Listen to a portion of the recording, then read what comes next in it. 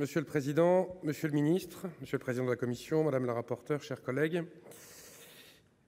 Comme une crèche, comme la poste, comme les commerces de proximité, l'usage d'Internet est devenu un service structurant des villes et des villages.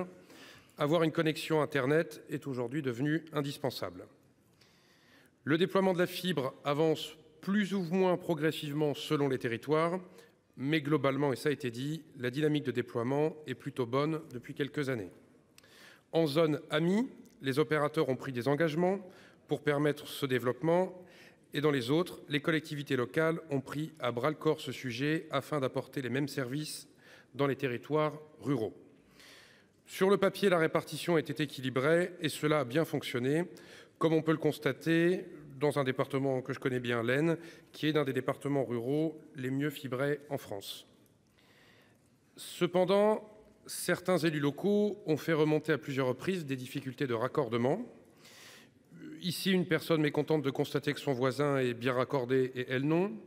Une autre qui a toujours eu la fibre et qui s'en trouve soudainement privée, sans oublier l'impact du Covid sur le déploiement de la fibre, que l'on ne peut pas négliger non plus. En effet, l'Arcep, dans son dernier rapport, a constaté des ralentissements de déploiement et des problèmes techniques et des malfaçons.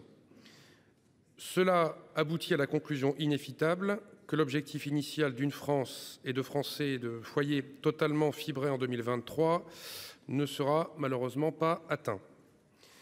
Au 31 décembre 2022, 79% des foyers étaient raccordables à la fibre optique. Mais raccordable ne veut pas dire raccordé.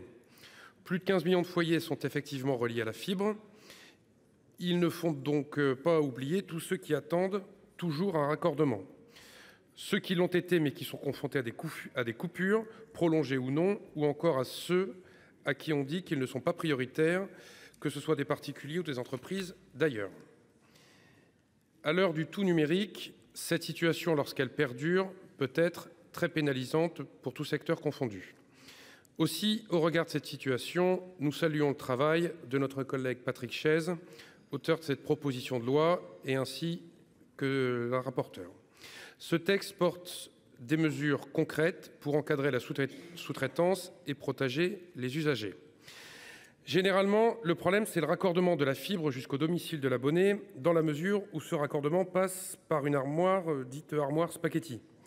Et cette expression parle d'elle-même. Il y a tellement de branchements et de fils que cela peut être très compliqué de s'y retrouver. Dans des situations même, on voit des sous-traitants qui arrachent un branchement pour en mettre un autre.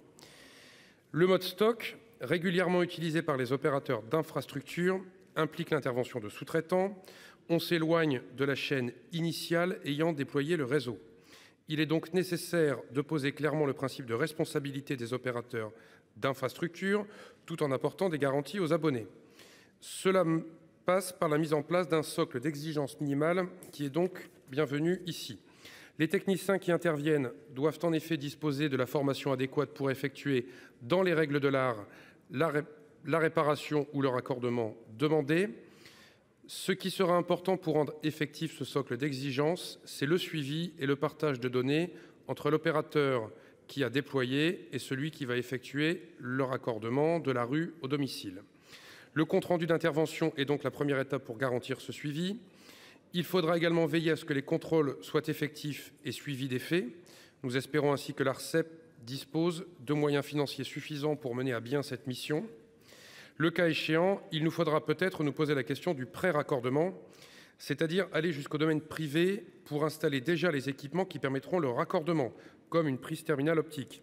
Cela facilite ensuite le travail effectué par l'opérateur.